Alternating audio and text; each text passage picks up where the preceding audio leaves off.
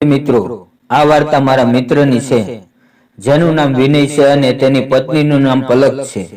હું તેને પલક ભાભી કહીને બોલાવું છું અને તે અંદાજે લગભગ 26-27 વર્ષના છે અને તેના લગ્નને 3 વર્ષ થઈ ગયા છે. આ વાત મને પલક ભાભીએ જણાવી હતી, જે આજે હું તમને જણાવી રહ્યો છું.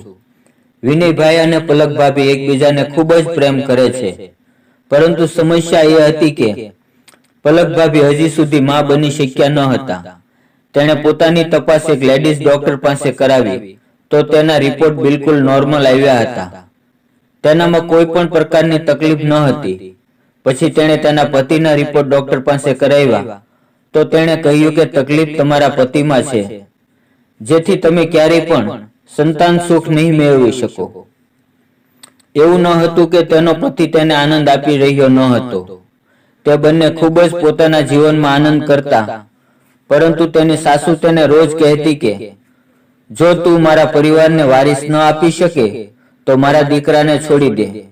મેં મારા સાસુને મારા પતિની તકલીફ વિશે જણાવ્યું, પણ તે માનવા માટે તૈયાર નથી.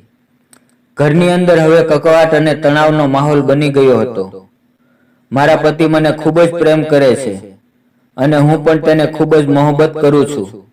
મેં મારી સહેલીને એક વખત બતાવ્યું હતું કે તેણે મને બીજા કોઈ પાસે આનંદ કરીને માં બનવાની સલાહ આપી, પરંતુ હું મારા પતિને દગો કરવા માંગતી નથી અને મને બીજો રસ્તો પણ નજર આવી રહ્યો નથી.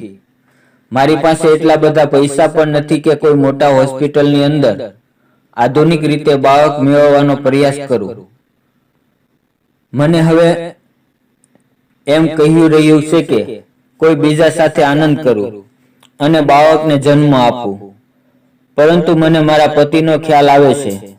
મારા પતિ મને એટલો બધો પ્રેમ કરે છે કે હું પરાયા મર્દની સાથે વાત કરવાનો પણ વિચાર કરી શકતી નથી. મારા દરેક મિત્રોને નમ્ર વિનંતી છે કે મને મારી સમસ્યાનો કોઈ હલ જણાવો. મને ખબર છે કે તમે બધા ખૂબ જ સમજુ છો.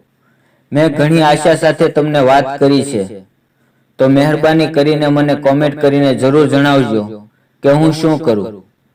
અને આપને નમ્ર વિનંતી છે કે ખોટું કે ખરાબ લખીને મને દુખી ન કરતા. મિત્રો, વિડીયો પસંદ આવ્યો હોય તો વિડીયોને લાઈક અને ચેનલને સબસ્ક્રાઇબ જરૂર કરજો. ફરી મળીશું એક નવા વિડીયોમાં. ત્યાં સુધી આવજો. વિડીયો પૂરો જોવા બદલ તમારો ખૂબ ખૂબ ધન્યવાદ.